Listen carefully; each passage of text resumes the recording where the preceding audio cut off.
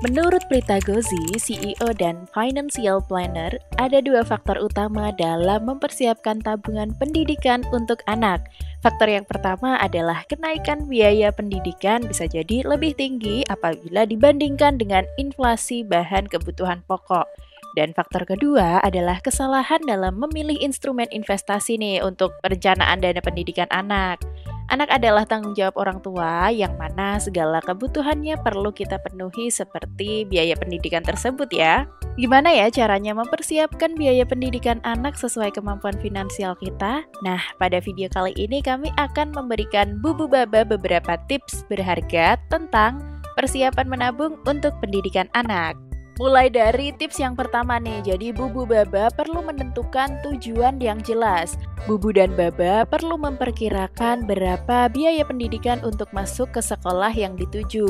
Kira-kira apakah anak Bubu Baba ingin bersekolah di sekolah negeri atau swasta, atau mungkin nanti ingin lanjut kuliah ke dalam negeri atau ke luar negeri. Ini akan sangat mempengaruhi jumlah yang perlu Bubu Baba siapkan untuk biaya pendidikan anak di masa depan. Lanjut tips kedua, buatlah rencana keuangan. Bubu Baba bisa mengidentifikasi sumber pendapatan Bubu Baba dan alokasikan sebagiannya dari pendapatan bulanan tersebut untuk tabungan pendidikan anak ya tentunya. Buatlah anggaran yang disesuaikan dengan kebutuhan anak, berapa lama waktu yang dibutuhkan untuk menabung serta jumlahnya, lalu yang paling penting untuk mematuhi rencana tersebut. Tips yang ketiga, manfaatkan rekening tabungan pendidikan. Banyak lembaga keuangan menawarkan rekening tabungan pendidikan yang dirancang khusus untuk membantu Bubu dan Baba menabung untuk masa depan pendidikan anak.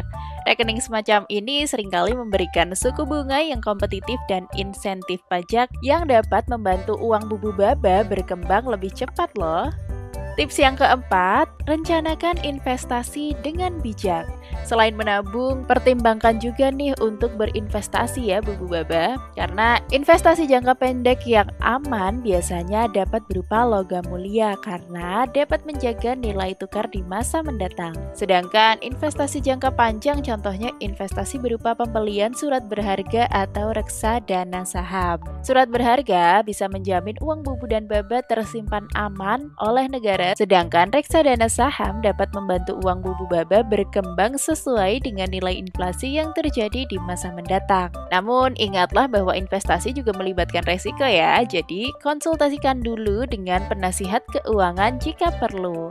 Tips yang kelima, asuransi pendidikan. Beberapa negara memiliki program pendidikan pra-pembayaran yang memungkinkan Bubu Baba membayar biaya pendidikan anak sebelum waktunya dengan harga yang lebih terjangkau.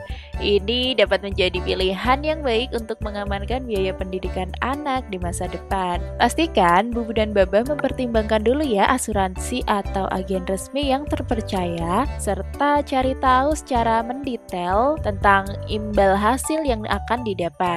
Bubu dan Baba perlu lebih cermat dalam memilih asuransi anak agar tidak ada yang dirugikan, dan jangan lupa bandingkan dahulu antara satu dengan yang lainnya ya. Tips yang keenam, evaluasi dan perbarui rencana.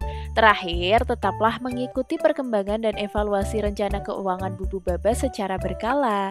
Saat keadaan keuangan berubah, Bubu dan Baba mungkin perlu menyesuaikan kembali nih rencananya. Jangan ragu untuk berbicara dengan penasihat keuangan jika Bubu dan Baba memiliki pertanyaan atau kekhawatiran.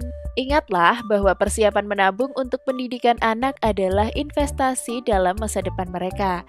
Dengan perencanaan yang baik dan disiplin keuangan, Bubu dan Baba dapat memberikan pendidikan yang berkualitas kepada anak tanpa harus khawatir tentang beban keuangan yang berat. Terima kasih telah menonton video ini. Jika Bubu Baba merasa tips ini berguna, jangan lupa untuk like, share, komen, dan subscribe. Sampai jumpa di video berikutnya.